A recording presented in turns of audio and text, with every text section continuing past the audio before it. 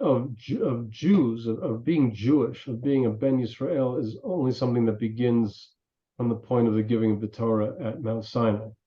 So they were Bnei Noach, they were Zera Avraham, they were Bnei Yisrael in the sense of being the actual sons of the actual person named Yisrael. But in terms of, let's say, matrilineal descent, okay, a person is Jewish if they are either born of a Jewish mother or they've converted according to halakha. But that's also something that begins at Mount Sinai. Before that point, descent is not determined necessarily in a matrilineal fashion. And even where it is, right, even once we've crossed the Rubicon, as it were, once we've had the giving of the Torah at Mount Sinai, matrilineal descent is not there to indicate that the Torah is preoccupied with the genetic connection between people. Genetics really don't matter in Torah. We're not concerned with genetics. The fact that a person is Jewish because his mother is Jewish is what we call a gezerat hakatuv. It just happens to be what the verse says.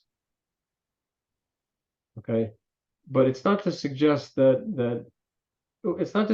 we give precedence to simply to genetic lineage, because the same distinction that we made with Bnei Noach can be made with Bnei Yisrael. In other words, there was a world of humans; they were all Bnei Noach, but there was a select number of people who actually took being a Ben Noach seriously, being an observant person, being somebody who believes in Hashem.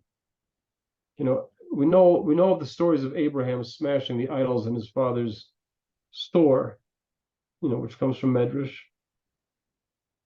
What does that tell you? It tells you that you had a world of Bnei Noach who were idolaters. So simply being a Ben Noach is, when it comes to a spiritual life, it doesn't tell us anything. You have to be. We make a distinction between people.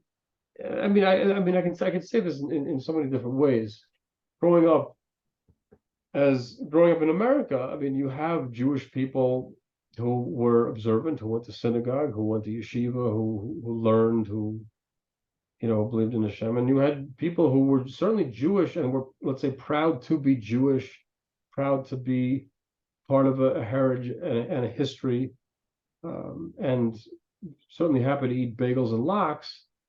But that wasn't going to cut it in terms of telling you anything about the relationship that these people had with God or with the Torah itself.